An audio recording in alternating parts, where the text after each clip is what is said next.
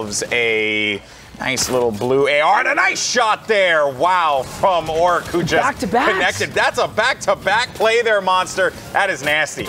Might maybe get another one here as well. That's white damage on that player. All he's got to do is hit him 2 more times. Can he get it? Doesn't quite track him down, but the boom bow is the weapon of choice here as players are raining down explosive damage here. Such a fast reload. There goes a nice little pump shot. Quick peek. Via. Bye-bye. He gets taken right out there. That was great floor control there, Monster, and a good read. Jumped right on him. Didn't give that player an opportunity to be able to build around and create the box, create the 1x1 so that he can own that roof. It was just very, very well executed by the MCES crew here. This duo is making it rain with the eliminations right now. They have 6 eliminations for, for Andalex, and Orc has 5 eliminations. 11 total means 11 points, and it's just going to keep on going. If they can manage to find their way into the top, they'll start to earn some of the placement points as well. You also saw Rift to Go just used, and this is nasty. Andalex ends up getting 8 eliminations now, and this is all with that boom bow. You're seeing them shred through this lobby, Monster. Their comms have to be at the tip top here because the focus is coming down like insane right here. The boom bow focus to crack open builds, the AR follow-up. They're doing a great job maintaining this high ground. There are tons of players just floating now. Here goes the focus for the air. Time to, rain fire from these players up above, give them some pressure, force them to come down. Yeah, this is not looking good for a lot of these guys here. That was some more white damage that was done. That's elimination number 9. That's 14 elims total for MCES. This duo is destroying at this point in time. We're going to have 10 duos remaining, 16 players left in this lobby, and there you can see the breakdown. In the ultimate low, you got Esteban and Totu, but then in that ultimate high ground, MCES, Andalex, and Orc. But as much as pressure they're using with the boom bow, you got to remember, look at the shotgun ammo. They don't have anything to reload anymore. So they need to catch a big elimination here and, effectively catch the loot. That's it. His shotgun's out. How's this going to play out? No ammunition anymore. He's put himself in a really weird position. He gets to knock somehow from changing up the build there. So quick fall damage for that player. And that's it. All their resources have now been expended. Yeah, that's true. Because the boom bow uses the shotgun ammo. So it's a trade-off that you have to consider. And no more builds as well for Andalex. So he's going to need, or for Orc, excuse me. So he's going to need Andalex to back him up here potentially if Andalex even has any builds remaining. But they're just going to have to use their ARs to be able to stand tall here, and they do manage to at least pick up yet another elimination. And I think that was a baller that knocked him back. And there was, so that's going to be Dajabest who's going to be down low, and Dajabest is out of the game. Then in that ultimate high, you're going to have Paj. He's taking some damage there from Andalex, and this is, I thought he was going to get him with the harvesting tool, but it didn't work out that way. But it's now up to Andalex in that ultimate high ground there, Monster. We're going to have 4 players left, 3 duos, scratch chat. It's a 1v1v1. This is just like a solo game. You can do this, and Andalex has that ultimate high. He somehow found his way to resources as well. He's got all the ammunition he needs. Boom bow 100. Sensorio hit out of his senses right there. And here it is. Andalex with the 1v1 comes down, hits the 66. One more pump. Golden, can he hit it? This is looking pretty good here for Andalex. He has him back to the Storm, and the Storm is going to do the job for him. That was a 20 elimination game there, Monster, from MCES. This duo ripped through everybody to get up above that, or else you're going to get caught with your back inside of that, or not with your back, really. You're just going to get caught inside of the Storm. That's it. Your whole body's going to be in there. Right. But he got Alec and Speezy up above, and they're owning that high ground here. And high ground has been, it's the thing that we've seen a lot of players just take advantage of time and time again. Look for the stragglers that are going to be in the sky, and they're swatting them like flies, Monster. These guys have no chance. This dude's racking them up. Alex already at 12 eliminations, 15 for the duo. I don't know. He went from 5 to 12 here. This high ground is clearly paying off as they are raining down shots on every single player coming down. And it's like all these guys are weak. These guys are not shielded. The headshots are ringing. The HP is falling here. And they're calling targets. They're calling targets so well. They know, okay, we don't got to worry about them right now this sec. Let's build a little bit. And then, because, hey, if you have 2 players looking at a guy sailing, there's only so much dodging that person could do when they're in that glider. And notice how they move together, right? The lower themselves from the elevation right there. Wow. Perfect. Magic aimbot gets taken out by Speezy. This is and insane. here goes another focus down on the player on the right hand of the zone. He's turbo building for his dear life here. There's no more builds on Alec, but his teammate Speezy is now holding down the tarp as they are extending their way outwards. There's just all kinds of things going on the low ground as well, as all these players are now clustered on top of each other. Yeah, and I think they were able to snag a few more builds there, so that's going to give them what they need, but they're just continuing to get more and more eliminations, Monster. This is a clinic that they're running here, and these are the patients. Neeson is going to be out of this one, and now it's all up to Akami, and I don't know if Akami has what it takes. This is not looking good, because Akami's going to be trapped right outside. He's in the Shadow Bomb. He's hopping around. He doesn't have a choice, and that's going to be the GG, Victory Royale, and what a play there from this duo. That was 18 eliminations total. For a second there, I'm looking at him, and I'm like, dude, this guy's hopping all around. What's going on? And then I'm like, oh boy, he's shadow bombing for his dear life. Nothing he can do there. Yeah, you're not wrong about that. And that's why, like, practice makes perfect in some sense, because you get yourself in these situations over and over. Oh. And because of that, it's just like you rinse and repeat. You learn from your mistakes, like being in the high ground, knowing to put traps down so no one can land on you. This is how these guys are able to dominate the space here and put players down. Kinstar already picking off a player. That player's on super danger off to the side here. Dr. Pax actually is the player that he knocked, so he's at full health now. Yeah, full health. He's going to have a ton of AR ammo. That's another one on Sane. That's number 6, maybe number 7, and this player that's boxing up, and he's getting closer, Kinstar. And bear in mind, Kinstar did end up losing his teammate Hunter. You see Skite, who ends up going low, and he's going to be down, but not out quite yet, because Vato is going to be left alive here. So Lestream still have a player in this one, but a lot of other players are beginning to feel the pain of the Solary player up above. And what a save. If they're able to bring him back in, this is actually going to be pretty big for them. That's like a 6 tick on the health right there. He's going to get a quick save on Skite. Skite's back in this. All he has to do is pop these minis. He's back in the running now.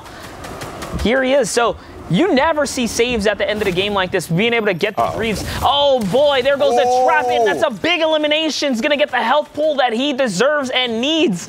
That is massive. So that was actually a trap from another player there who went in for that challenge, the one that they ended up taking out. But because of that, they're going to benefit so much from it. What a clutch pickup at the end. And again, this comes down to just understanding your timing and understanding what you can and cannot do in these moments here. Boy. A pop immediately on that player as he was trying to rotate right below them. They have this like upper ground, not necessarily the high ground control, but they have upper ground. And now they're going to that ultimate low, and they're just owning this one, man. They're going to just try and tarp this off, not allow the player that's just Kinstar up above them to try and take any kind of control. Deem Sick is going to be very, very low as well, but there goes the rocket. Kinstar is going to drop down, but DM6 is going to be out of the game, and Kinstar, once again, knowing that he's going to be going up against 2 players here, has to play smart. He sees that they're working together, so he's not going to try and engage on this fight, but the Rockets once again connects, so he's continuing to just hold down this high ground as best he possibly can. And you look at the resources, right?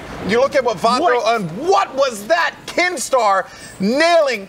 Oh, wait, did Kinstar he just accidentally set off a rocket and took himself out. Now it's a 1v1. Kinstar goes with the box play. There goes a cone. He loses the high ground, but just with the health advantage, it all unfolded so quickly. Wait, what? I was looking at Kinstar's POV, and then out of nowhere, I thought but he didn't have any explosive items on him, Monster. And they have that high ground thanks to that hill. They're literally using all of their final builds to just do what they can to get up this mountain first here. Now it's time to rain down shots. So far, so good. Another elimination here from Majin. They're getting ticked outside. So Mishimochi and D-Ways are going to be out of this one. They're out of the game, and that is going to be it. The Storm will claim the final few players, and that will be the Victory Royale for Alanis, Majin, and Provoked. They played that so perfectly. As best as they could, given the circumstances. For no HP. They went toe-to-toe for the high ground, but Iced try showing people that he can build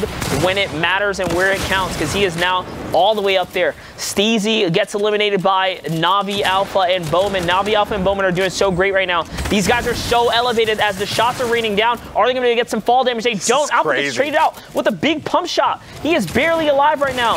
Oh, good. He went outside. He ended up going outside of the storm because he has the HP to be able to take and knock down that player. So the Siphon might be able to tick in time there at 10 HP, and it's going to help. It's going to matter, and that's going to be the victory royale for Navi. We saw them at the start of this game and how they were playing. This is certainly a duo to keep your eyes on. Absolutely. For tomorrow. And Verox and Tachinkin goes up. He went right up for the fight, but ends up disengaging, going right back to Stompy so that they can work together. You also hear that minigun in the distance, putting down some shots. And that was so gutsy. Yeah, he's trying to just hold this up here, Monster, but this is not looking really good for him. And snags an elimination onto Zeke. There's another one down low. No, that was a solid little push right there, catching him while he was distracted. Stompy has completely, disregarded the fact that they could have stood on the mid ground. They say, you know what, we're going to go all the way to low with the limited mats. And instead of waiting until the last moment, they go a little bit early, and now they're just putting in pressure on the low ground. This is their zone to make right here. And Stompy wants to pop that big shield potion. It's hard. Yeah, hard to find a moment. At this point, I don't know when you're going to get that moment to do so. I think right now, yeah, this is his best opportunity, and he's going to rely on Tachinkin as well as the activity up above, courtesy of Verox from Fnatic, who picked up an elimination, and that is going to leave us in a top 6 for the duos. 8 players remaining in this game. One goes down to the bottom. The challenge is Supra, who had a big play earlier on, but it did not pan out for him. And Tachinkin and Stompy are owning the low ground. And that's right, but Trox and Pulse are still holding a strong spot. We knew that they were going to be up there for quite some time, and they have not letting it go. And there's another team that jumps down. It's Verox who goes down to the E11 duo here. Kuno goes down as well, and Chinkin is back in the game with max shield here. He's on Shadow Bombs trying to get high ground. He's got 3 of them. One has already been used. In goes the heavy sniper. Pulser's in a box with them. Oh, this is not looking good, but the traps have gone down into Chinkin. Did he get the connection on that? Yes, he does, and now it's going to be Trox. And you mentioned this before, Monster. He said the only time that you're going to lose in those situations, lose that high ground, is if you end up losing the teammate in the fight. Tachinkin and Stompy had that low ground control, and now this is a point where it is looking really good for the E11 duo. Trox is in a bad spot. He has the health, but doesn't have the shields. And if this goes sour, there you have it. I was going to say, if they decide to just go and challenge for the fight, that was basically going to be easy pickings with that epic pump. And Tachinkin and Stompy do just that. Victory royale. 0 right now. Yeah, I don't know if you noticed as well, but there was a nice shot. Good shot there onto Dernico from Nikov. The player tries to open the door, but hello. You're going to get greeted the proper way by Solary's Nikov, who gets the second elimination. That's 2 points for them. They're looking pretty solid thus far. Bear in mind, you saw it in the feed that the WGS players are still going to be in this one too, but we got this more overhead view, and there's Horde, but Airwalks and Nikov, man, they destroy Maggle down low. 2v2, Airwalks and Nikov, 2v2'd, straight up for the high ground there. Back to Lion and Cheers. We've already seen Lion putting in good work with Cheers here. They're going to get the Asian duo who's moved over to the European region here. There it is. That's the final shot right there on that second player. So Lion effectively takes out both of them by himself with pressure. He does not have a duo at this point. Okay, he's got to be very careful, though. He's so low. And then you got Solary, Airwalks, and Nikov up above in the high ground. Kylix, who we saw a little earlier on, did pretty well, made it to the late game. And then you got, Bino or 3Eno. I mean, I don't know, but sorry, I'm going to kind of butcher your name there, but you can't blame me. It's a little confusing. But I like that. I like that Nikov and Airwalks are just campfiring out. They're just playing this more subdued game here, not trying to force things. Get the victory royale, get the 10 placement points because they have the high ground. A lot of these players are going to be very low. Lion is the only player that is going to be down low with a full 100-100. Actually, the only player with 100-100 as it currently stands has that life lead, but does not have a partner to keep himself in this game. And Lion getting hit with that shot. Nikov, Airwalk still going to be up above, owning the high ground, the ultimate high ground, and Lion's waiting inside of the pyramid. He goes right in, and he's going to pop Nikov, knocking him down a peg. 25 HP left for Nikov. and he's got to take a moment to just pop those minis so he can get back into the fight. Airwalk still going to be up above, looking for the players. Nikov goes into the scuffle, wants to get his hands a little bit dirty here, and perhaps he might just do that.